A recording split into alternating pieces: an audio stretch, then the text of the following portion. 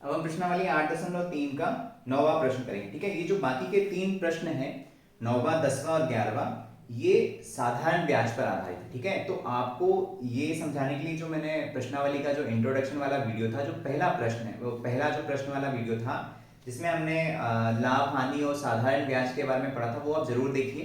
ठीक है, जो इस प्लेलिस्ट का जो पहला वीडियो है, ठीक है, जिसमें हमने इस प्रश्नावली का इंट्रोडक्शन पढ़ा है, सार पढ़ा है, और ये देखा है कि साधारण ब्याज क्या होता है, इंटरेस्ट क्या होता है, और उसका एक फॉर्मूला हमने पढ़ा था। ठीक है, तो उसमें हमने ये देखा था कि मूलधन क्या होता है, प्रिंसिपल अमाउंट क्या होता है, मिश्र धन क्या होता है, अमाउंट क्या होता है, रेट ऑफ इंटरेस्ट क्या होता है, ब्याज की दर क्या होती है, और इंटरेस्ट क्या होता है, साधारण ब्याज क्या होता है।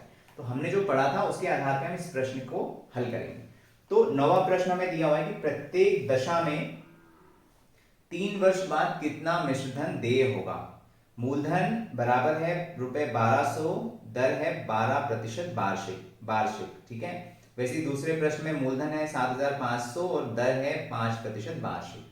तो देखिए, हमने जो पढ़ा था उसमें क्या देखा था कि मिश्रधन, मूलधन क्या होता है। मूलधन मतलब अगर हम किसी बैंक से या किसी भी संस्था से अगर लोन लेते हैं, तो जो अमाउंट, जो पैसा हम लोन लेते हैं, उसको क्या बोलते हैं, मूलधन बोलते हैं। ठीक है, तो मूलधन क्या दिया हुआ है, मूलधन को इंग्लिश में बोलते हैं प्रिंसिपल।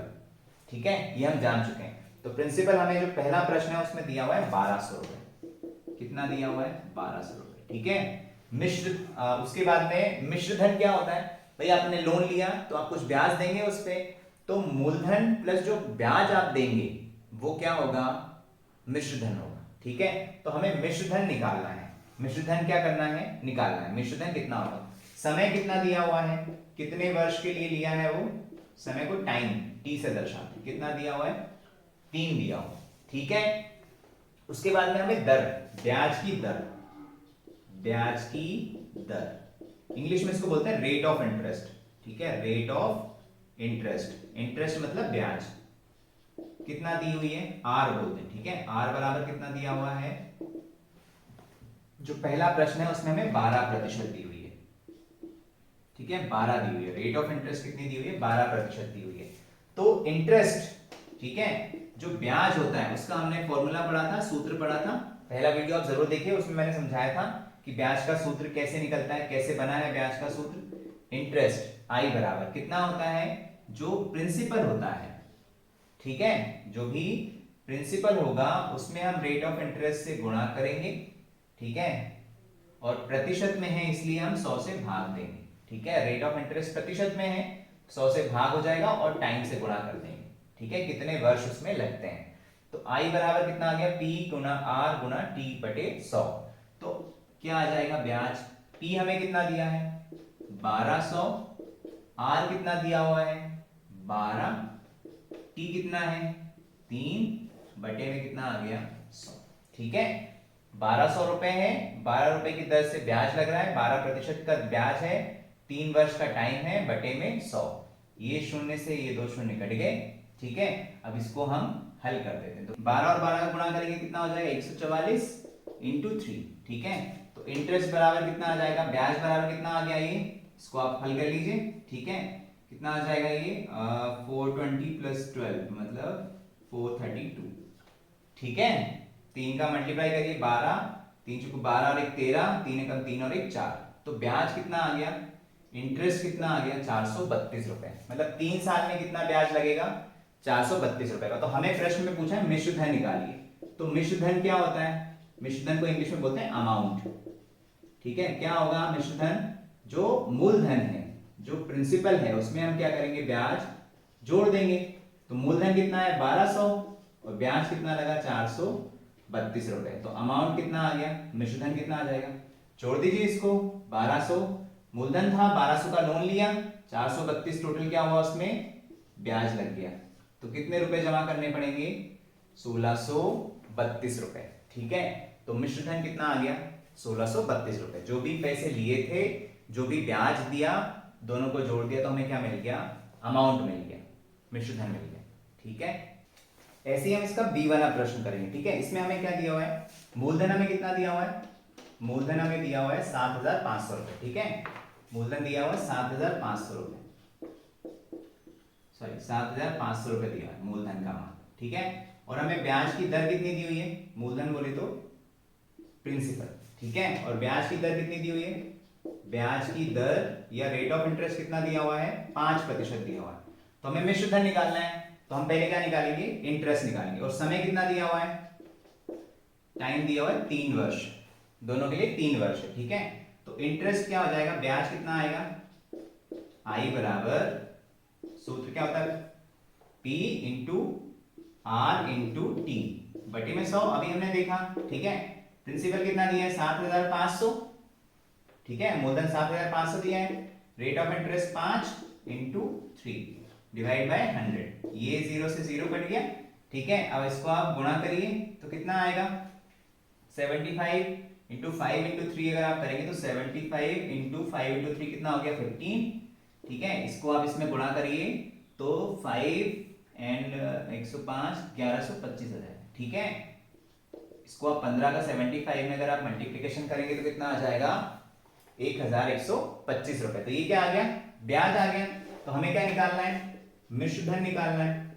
तो मिश्र धन बराबर क्या होगा, मूलधन, ठीक है, जो अमाउंट है वो मूलधन प्लस ब्याज, ठीक है। मूलधन कितना है 7,500 प्लस 1125 क्या आ गया, ब्याज आ गया, इंटरेस्ट आ गया, तो क्या आ गया ये 8,625, ठीक है। ये किसका मान आ गया, मिश्र धन का मान आ गया, ठीक है। तो इस तरह के प्रश्नों में पहले हम ब्याज निकाल लेंगे और जो मूलधन है, जो भी प्रिंसिपल अमाउंट है उसमें ब्याज जोड़ देंगे, तो हमें क्या मिल जाएगा, मिश्र धन मिल जाएगा, ठीक है। अब हम प्रश्नावली 8.3 का 10वां प्रश्न करेंगे, ठीक है। क्या प्रश्न है, 56,000 पर 2 वर्ष पश्चात किस दर से 280 रुपए साधारण ब्याज देय होगा, ठीक है। तो हमें इसमें कुछ चीजें दी हुई है, हमें साधारण ब्याज का प्रतिशत निकालना है, ब्याज की दर निकालनी है, ठीक है। तो हमें क्या दिया है, 56,000 पर, मतलब हमें क्या दिया हुआ है, मूलधन दिया हुआ है, 56,000 पर ब्याज लग रहा है, मूलधन मतलब प्रिंसिपल, कितना दिया हुआ है, 56,000 रुपए दिया हुआ है। उसके बाद में दिया हुआ है कि 2 वर्ष पश्चात, समय दिया हुआ है, समय मतलब टाइम, कितना दिया हुआ है, 2 वर्ष दिया हुआ है। उसके बाद में तीसरी चीज दी हुई है ब्याज, इस बार हमें ब्याज दिया हुआ है, इंटरेस्ट हमें दिया हुआ है 280 रुपए, ठीक है। कितना ब्याज लगता है, तो हमें 280 रुपए ब्याज लगता है। तो हमें रेट ऑफ इंटरेस्ट निकालना है, ब्याज की दर ज्ञात करनी है, आर, रेट ऑफ इंटरेस्ट क्या है हमें निकालना है। तो हम वही फॉर्मूले का यूज करेंगे, क्या होता है फॉर्मूला, ब्याज बराबर, हमने फॉर्मूला पढ़ा है अभी, पहला प्रश्न हमने जो किया और हमने पहले भी फॉर्मूला पढ़ा है। तो क्या होता है, आई बराबर प्रिंसिपल मूलधन into R, rate of interest into time बटे में कितना आता है 100। तो देखिए हमें 3 चीजें दी, 4 चीजों में से 3 चीजें दी हुई है, एक निकालना है, तो हम फॉर्मूले में वैल्यू रख देते हैं। आर का, आई का मान कितना है 280, ठीक है, 280 रुपए ब्याज है, प्रिंसिपल कितना है 56,000 रुपए, रेट ऑफ इंटरेस्ट हमें निकालना है तो उसको हम वैसे ही लिख देते हैं, टाइम हमें कितना दिया है 2 वर्ष दिया हुआ है, बटे में कितना है 100। अब देखिए ये एक समीकरण बन गया, इसमें हमें अज्ञात राशि जो चर है उसका मान निकालना है, आर का मान निकालना है। तो हम आर को यहीं छोड़ देंगे, बाकी सबका पक्षांतरण कर देंगे, ठीक है। तो क्या हो जाएगा, देखिए यहाँ पे 280 है, पहले से क्या है इस साइड, एलएचएस साइड में क्या है 280 पहले से है, ठीक है।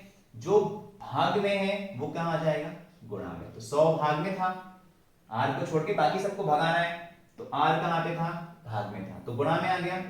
अब जो गुणा में था, गुणा में क्या है 56,000, वो किस में चला गया, भाग में चला गया, ठीक है। आर को हमने यही छोड़ दिया क्योंकि आर तो हमें निकालना है, और 2 क्या था, गुणा में था, तो किस में आ गया, भाग में, ठीक है। तो आर बराबर क्या आ गया, ठीक है, ये 100 गुण भाग में था तो गुणा में आ गया इस साइड, एलएचएस में 280 पहले से था, और ये 56 गुणा 2 गुणा में था तो किस में आ गया, भाग में आ गया। अब इसको हम हल करेंगे, 1 2 0, ठीक है, तीसरा 0, ठीक है, 2 से इसको आप काटिए, 28 कितनी बार कटेगा, 14 2 28, ठीक है। अब 14 से आप इसको काटिए तो कितना आ जाएगा, ये कितना आ गया 14 4 बार, ठीक है। तो क्या आ गया, ये 1/4 आ गया, ठीक है। तो इसको हम हल करेंगे, ठीक है। 1/4 बराबर कितना होगा, 4 से आप भाग दे दीजिए, 1 में कितनी बार जाएगा, 0.25 बार जाएगा, ठीक है। अगर आप 1 को 4 से भाग करेंगे तो भाग जाएगा नहीं, तो आप 0 लेंगे। ठीक है, तो 0 लिया आपने उधार, तो दशमलव लग गया, कितनी बार जाएगा, 2 बार। ठीक है, 4 2 8, फिर बचा 2, दशमलव के बाद में फिर कितना, फिर आप 0 लेंगे, तो कितनी बार जाएगा, 5 बार। तो कितना आएगा, 0.25। तो रेट ऑफ इंटरेस्ट कितना आ गया, ब्याज की दर कितनी आ गई, 0.25%। ठीक है, यहाँ पे ऑलरेडी जो आर है वो प्रतिशत में लिया जाता है। ठीक है, तो आर का मान कितना आ गया, यहाँ पे दर जो है वो प्रतिशत में लिखी जाती है, सूत्र में आर प्रतिशत में लिखा गया है। ठीक है, तो कितना आ गया, 0.25%। ठीक है, तो इस तरीके से अगर ये वाले फॉर्मूले में अगर हमें ये वाला जो सूत्र है इसमें अगर हमें इन चारों में से कोई 3 चीजें दी हुई हैं तो हम चौथी चीज जो है उसका वैल्यू निकाल सकते हैं। ठीक है, मतलब इंटरेस्ट अगर हमें दिया है और ये दोनों दिया हुआ है तो हम कोई भी जो तीसरी जो वैल्यू है वो निकाल सकते हैं। जैसे इसमें हमें ब्याज दिया था और हमें आर निकालना था, तो हमने बाकी का पक्षांतरण कर दिया। ठीक है, तो हमें क्या मिल गया, आर का मान मिल गया। ठीक है, अब हम प्रश्नावली 8.3 का 11वां और आखिरी प्रश्न करेंगे। ठीक है, क्या प्रश्न है, मीना ने 9% वार्षिक दर से 1 वर्ष पश्चात 45 रुपए ब्याज में दिए, तो उसने कितना धन उधार लिया था। ठीक है, ये वैसे ही प्रश्न है जैसा 10वां प्रश्न था, इसमें भी हमें कुछ चीजें दी हुई हैं। क्या क्या दिया हुआ है, 9% की वार्षिक दर। ठीक है, तो क्या दिया हुआ है, रेट ऑफ इंटरेस्ट हमें दिया हुआ है, ब्याज की दर कितनी दी हुई है, ब्याज की दर हमें दी हुई है, आर दिया हुआ है, कितना दिया है, 9%।